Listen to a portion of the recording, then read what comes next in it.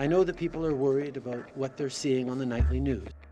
A moment and a message from this day last year, before everything changed. Today, exactly 1 year into the global pandemic, political leaders looked back on the toll of the crisis and the loss. It has been a year that we have faced together, and that is something we must never forget. But also looked ahead to the political lessons. We must also recommit as Canadians to ensure that our country is never again unprepared. We must learn the lessons, build capacity. We have to also commit to preventing this from ever happening again. So how has the pandemic changed governing? What are the big political lessons out of this? It's Thursday. I'm here with Adishu, Chantal Hébert, Andrew Coyne, and Althea Raj, all joining us from their home studios as they have now for the past year, believe it or not. Look how good they look still a year later. I know that this is a very hard question, but let's try and answer it. About the biggest political lesson that you could take away from the past year and what that might be for the government. Chantal, do you want to start us off? Oh, thank you for that.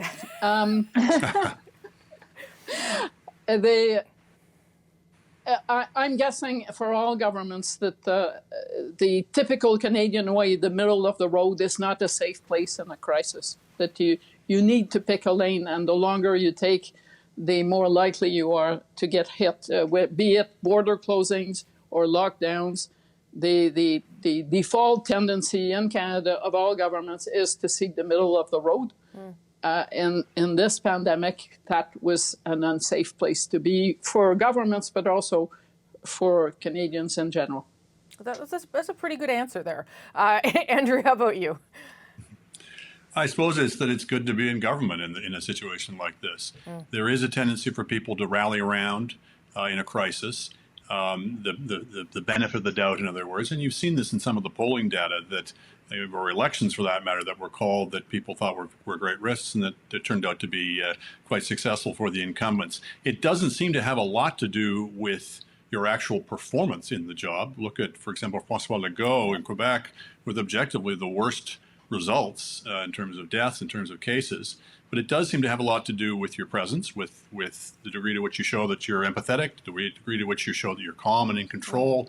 And being in government, you have control of much more of the communications machinery than anybody in opposition.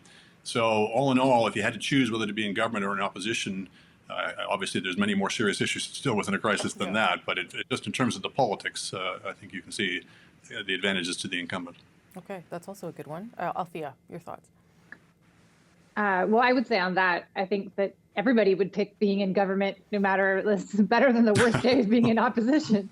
But I would say the big lesson for the Liberal government has been that it can spend as much money as it wants, basically consequence-free. I think to Chantal's point that, better go big than sit on the sidelines has been a lesson that everybody has learned.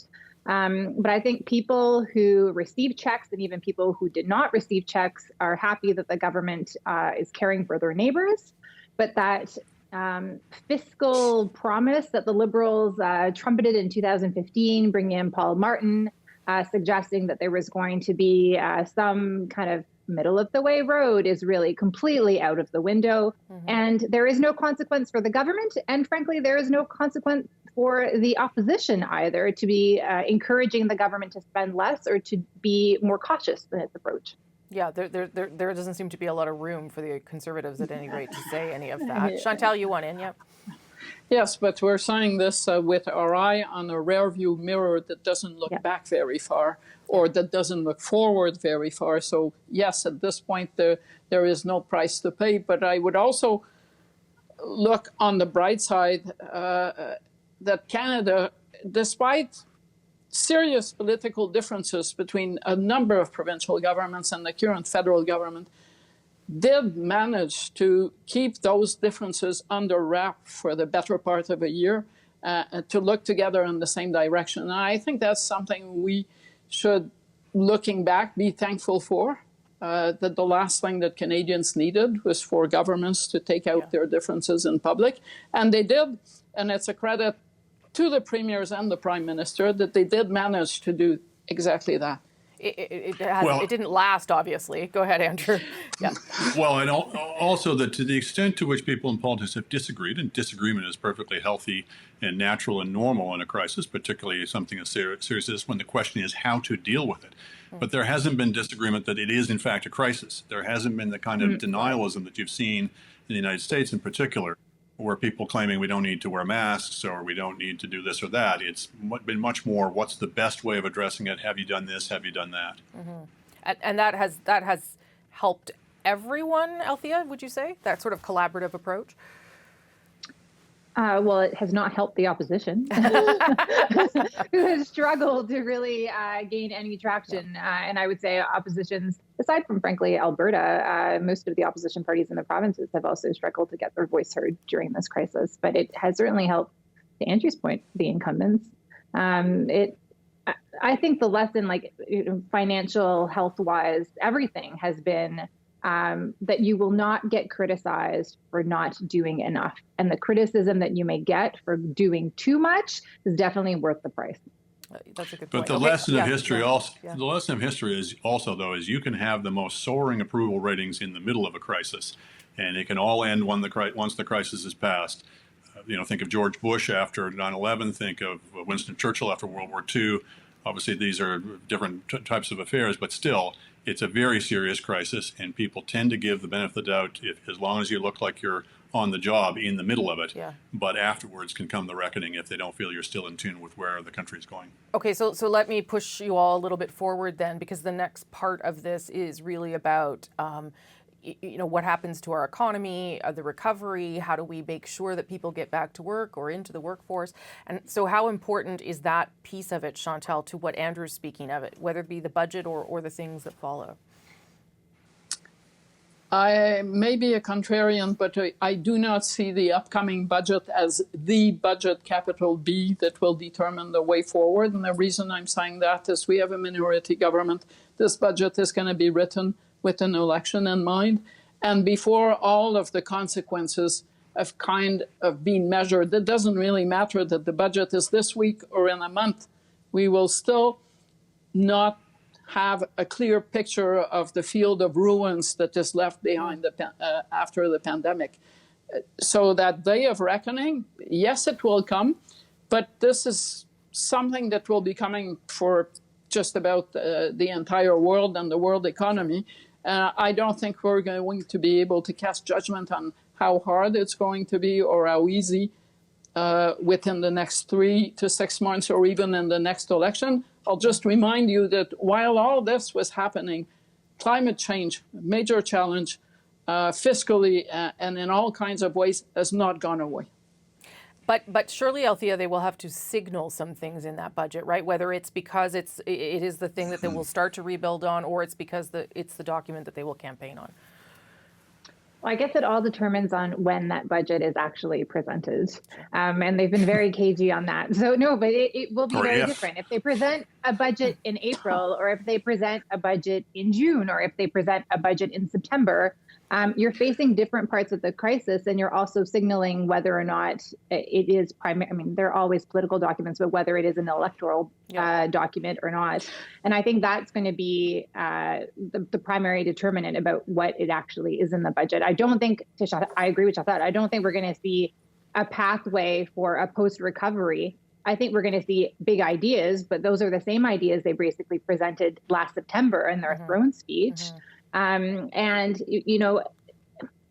to the opposition's point, and they have been saying this for a long time now, 2 years without a budget is a very long time. And if the Ford government can chew gum and walk at the same time, the Liberal government deserves to be criticized for not introducing a budget as well. At the very least, if they intend to drag this out for several months, they should present some sort of fiscal update that gives the country a sense of where things are at financially.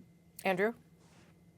I think there's going to be one very critical question up for grabs in the next budget, and that is, have we essentially abolished scarcity? That is to say, can governments borrow essentially without limit because interest rates are so low that the costs are trivial? And so therefore we can borrow not only to fight the pandemic and its aftermath, but we can borrow to finance a lot of new social programs that we'd prefer not to pay for with taxes. That's a tenable proposition in the short term. Interest rates are low, but at some point, presumably, they're going to go back up. And then I think we're going to be into a series of very interesting budgets. We're going to be condemned to live in interesting times, as the saying has it, because the costs of interest are going to go up, and therefore questions about whether to raise taxes are going to come up. Questions are going to be raised about whether or not we in fact can afford to have sort of our cake and eat it too, or whether we have to make some choices. So I agree with Chantal. I think this will be the first of many interesting budgets. 30 seconds, Chantal. Yep. Whether it's now or in September, it will always be an election budget. But what Andrew is talking about will happen, and at that point, it may be less fun to be the government.